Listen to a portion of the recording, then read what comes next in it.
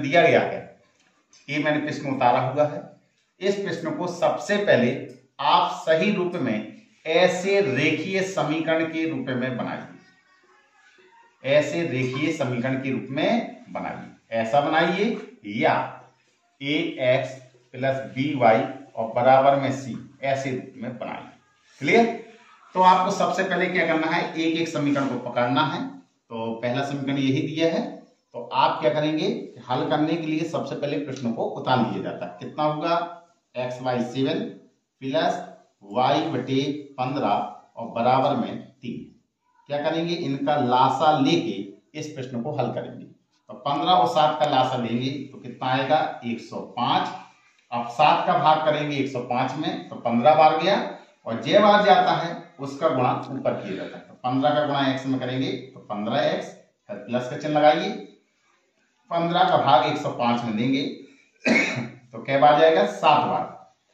7 का गुणा y में करेंगे तो हो जाएगा 7y और बराबर में 3। इसके नीचे कुछ नहीं है तो एक मानिए और कैंची गुणा करा देंगे। एक का गुणा इस पूरे पदों में करेंगे तो यही ज्यों का त्यों उतर के आ जाएगा, बराबर का निशान।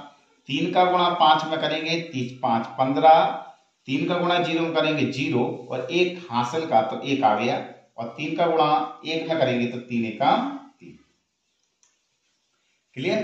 तो इस प्रकार से ये आपका एक समीकरण हो गया। इसको आपने समीकरण 1 लिखा था तो इसको समीकरण नंबर 3 ले लीजिए। क्लियर? अब इसी प्रकार से समीकरण 2, अब 2 को लेंगे तो 2 कितना दिया गया है आपका, x/2 माइनस y/5 और बराबर में बेटा लिखा है 4। क्लियर? अब इसका बेटा लासा लेके इसको हल करिए।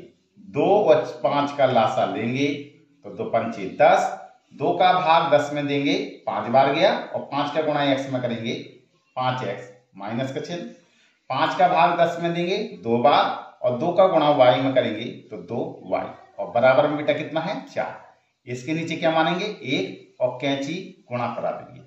1 का गुणा पूरे में कराएंगे तो यही ज्यों का त्यों उतर के आ जाएगा, और बराबर में 4 का गुणा 10 में करेंगे 10 चौके 40 और इसको समीकरण नंबर 4 मानेंगे।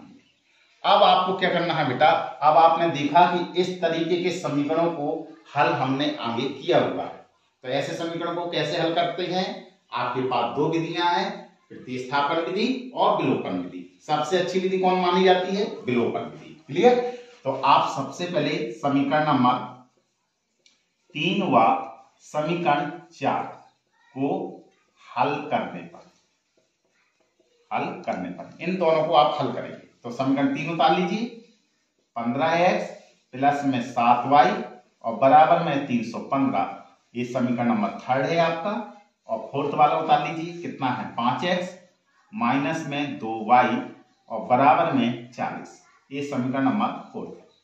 अब मैंने आपको क्या कहा था विलोपन विधि में, विलोपन विधि में मैंने ये कहा था या किसी एक को एक जैसा बना लीजिए, x को बनाइए या y को बनाइए। तो हम x को एक जैसा बना रहे हैं, तो यहाँ बेटा देखिए कितना लिखा हुआ है 15, तो यहाँ आप इसमें कितने का गुणा करा देंगे 15। यहाँ कितना लिखा है 5, तो आप यहाँ पे कितने का गुणा कराएंगे 5 का।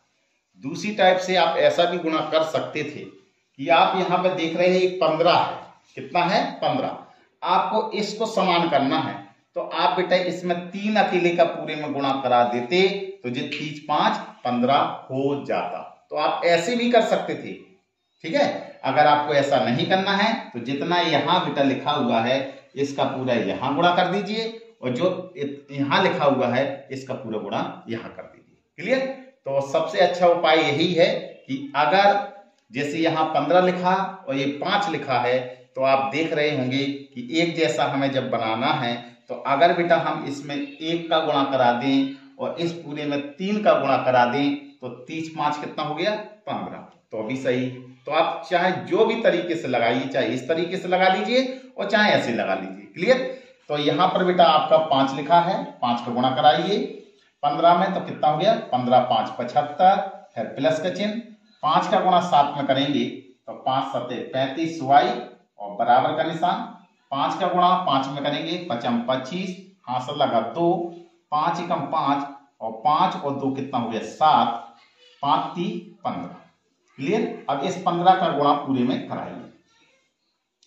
15 का गुणा 5 में करेंगे तो 15 5 75x, 15 का गुणा 2 में करेंगे तो माइनस 15 दूना 30y और बराबर का निशान 15 का गुणा 4 में करेंगे तो 15 चौके 60 और 1 जीरो आपका बेटा पहले से मौजूद है। क्लियर। अब यहाँ पे जगह नहीं है, इतना पहले उतार लें। अब जैसे कि ऐसा बन गया था, अब इसके आगे क्या करना है आपको, हल करने का वही तरीका है। मैंने आपको क्या बताया था, अगर बेटा चिन्ह एक जैसे हैं तो आपको चिन्ह बदलने की जरूरत पड़ी, और जब चिन्ह बदलने की जरूरत पड़ी तो आपको लिखना है यहाँ पे घटाने पर।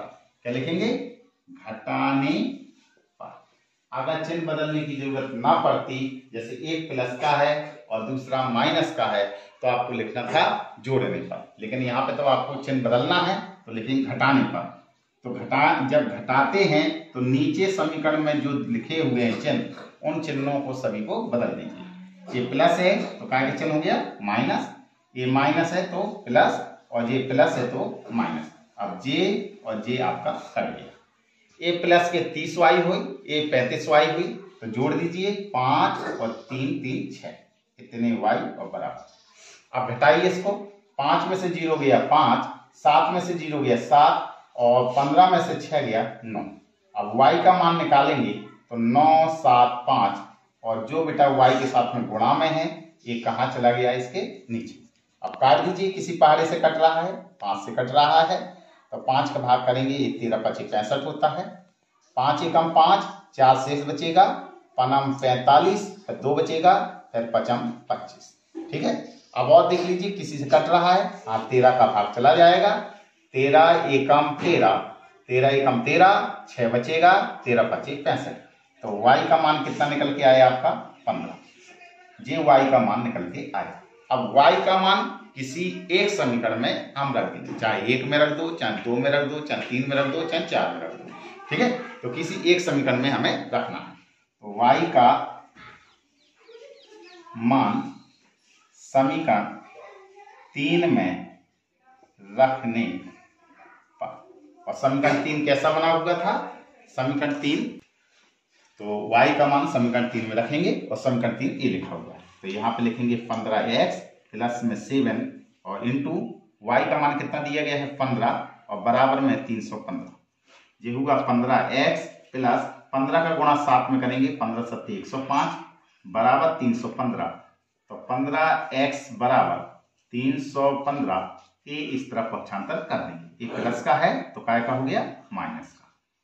अब 5 में से 5 गया 0 और 1 में से 0 गया 1 और 3 में से गया 2। ये कितना होगा आपका 15x। अब आपको किसका मान निकालना है, हमें x का मान निकालना है। तो यहाँ जगह नहीं है, यहाँ करे दे रहे हैं। तो x बराबर क्या निकल के आया आपका 210 बटे का निशान, ये जो गुणा में 15 है ये इसके बटे में चला जाएगा। अब काट दीजिए, कितने से कट रहा है 5 से कटेगा, 5 3 15 और 5 चौके 20, कितना बचा 1 बचा और 5 दूनी 10, 3 से काट दीजिए तो 14 तिया 42। तो x का मान कितना आया आपका 14। तो इस तरीके से आपने देखा कि हम इन समीकरणों को हल कर सकते हैं और x y के मान ज्ञात कर सकते हैं। इस तरीके के भी प्रश्न आया करते हैं, जैसे दिया गया 3 और इंटू में लिखा है x plus 2y equal to 10y plus में 5, एक समीकरण लिखा हुआ है और दूसरा ये समीकरण लिखा हुआ है। तो इन सभी सवालों को हम विलोपन विधि से ही हल कर रहे हैं। कौन सी विधि है, विलोपन विधि। जब कभी भी कोई विधि ना कहा जाए तो आपको हमेशा बेटा इसी विधि का यूज करना है। ये विधि सबसे सरल मानी जाती है। ठीक है। तो हम विलोपन विधि से इसको हल करेंगे। तो कैसे हल करते हैं, तो हल करने के लिए क्या करते हैं कि जो आपको सवाल दिया गया, जो प्रश्न दिया गया है उसको उतार लीजिए। क्या लिखा है 3x प्लस के 2y और इक्वल टू में 10y और प्लस में 5। सबसे पहले इस प्रश्न को आप हल करेंगे। हल कैसे करते हैं, 3 का इस पूरे कोष्टक के अंदर गुणा कराएंगे। तो 3 का गुणा x में करेंगे, कितना हो गया 3x प्लस में 3 का गुणा 2y में करेंगे तो 3 दूनी 6y और बराबर ये कितना होगा आपका 10y और प्लस में कितना होगा 5। क्या करते हैं, अब x और y को एक तरफ लाएंगे, x और y को एक तरफ लाएंगे जिससे कि हमारा समीकरण ax प्लस by और बराबर c के रूप का बन जाए। क्लियर? तो आप इस y को इस तरफ पक्षांतर करेंगे, कितना होगा 3x प्लस में 6y, ये प्लस है तो इस तरफ जाएगा तो माइनस के 10y और बराबर में कितना लिखा है 5। अब इसको हल करेंगे, 3x और माइनस के 10y में से 6y गया, कितना बचेगा माइनस के 4y और बराबर में 5। सबसे पहले जो जो आपको प्रश्न दिया गया है उनको समीकरण के रूप में लिख लीजिए। इसको समीकरण नंबर 1 मानिए और जो एक प्रश्न में दिया गया है 2 और x प्लस के 2y और बराबर में 3x प्लस के 2, इसको समीकरण नंबर 2 मानिए। क्लियर? फिर उसके बाद आपको समीकरण 1 को पहले हल करना है और ऐसे समीकरण के रूप में अब आना है। इसको आप समीकरण नंबर 3 मानेंगे। आप क्या करते हैं फिर समीकरण नंबर 2 से इसी प्रकार आप समीकरण 2 को लीजिए, 2 और x प्लस के 2y और इक्वल में 3x प्लस के 2। अब 2 का इस पूरे में गुणा कराएंगे तो 2 का गुणा x में करेंगे 2x, 2 का गुणा 2 में करेंगे 2 दूना 4y बराबर 3x और प्लस में 2। x को इस तरफ पक्षांतर कर देंगे तो 2x प्लस के 4y और माइनस के 3x और बराबर में 2। 2x ये प्लस के हैं, ये माइनस के 3x है तो कितना बचा माइनस का x और प्लस में 4y और बराबर में 2। इसको समीकरण नंबर 4 मान लीजिए। अब आप जानते हैं कि वैसे ही हमें समीकरण मिल गए, तो ऐसे समीकरण को कैसे हल करते हैं आप जानते हैं, विलोपन विधि या प्रतिस्थापन विधि। तो विलोपन विधि सरल विधि मानी जाती है, तो इस विधि से ही हम इन सवालों को हल करेंगे। तो यहाँ पर जगह नहीं है, यहाँ पर मैं बता देता हूँ। तो यहाँ पर लिखेंगे आप समीकरण नंबर 3 व 4th को हल करने पर। तो समीकरण 3 उतार लीजिए, 3x माइनस 4y बराबर में 5, ये समीकरण 3 है। और आपका ये लिखा माइनस का x प्लस का 4y और इक्वल टू में 2, ये समीकरण नंबर 4 है। अब आप यहाँ पे देख रहे होंगे 4y और 4y एक जैसा मिल गया है, तो यहाँ पर हमें समान बनाने की जरूरत नहीं है क्योंकि ये समान पहले से ही बना हुआ है। अगर नहीं समान होते तो आपको समान बनाने की जरूरत थी। तो यहाँ पर देखिए ये आपका बेटा लिखा होगा माइनस का, ये लिखा है प्लस का, तो आपका कट जाएगा, तो इसका मतलब हमें चिन्ह बदलने की जरूरत नहीं है। तो हम यहाँ पे क्या लिखेंगे जोड़ने पर, तो जोड़ दीजिए आप। तो माइनस के 4y और प्लस के 4y कैंसिल हो जाएगा। 3x में से 1x गया 2x बराबर का निशान, 5 और 2 कितना होगा 7। तो x का मान कितना निकल के आया 7 और ये 2 कहाँ जाएगा इसके बटे में। तो इस तरीके से x का मान कितना निकल के आ गया 7/2। आप इसका भाग भी दे सकते थे, तो x बराबर 2 का भाग 7 में देंगे तो 2 × 6 दशमलव लगाएंगे और 2 × 5 = 10। तो आप ऐसे भी इसको हल कर सकते हैं जी। अभी आपका x का मान आया। आगे अब हम क्या करते हैं, जो x का मान a है, इस x का मान किसी एक समीकरण में रख दीजिए, चाहे फर्स्ट में रख दो, चाहे सेकंड में, और चाहे थर्ड में, चाहे फोर्थ में। अधिकतर जो हल किए जाते हैं इन्हीं में रख दिया करो, आसान रहता है। तो आप क्या करेंगे, x का मान समीकरण 3 में रखने पर रख दीजिए। तो कितना लिखा होगा है आपका 3x माइनस के 4y इक्वल टू 5। पहले मैंने समीकरण को उतार लिया। अब यहाँ पे मान रख दीजिए, गुणा x की जगह मान रखा 7/2 माइनस के 4y इक्वल टू 5। क्या करना है, ऊपर ऊपर का गुणा कर दीजिए, 7 × 21/2 माइनस के 4y इक्वल टू 5।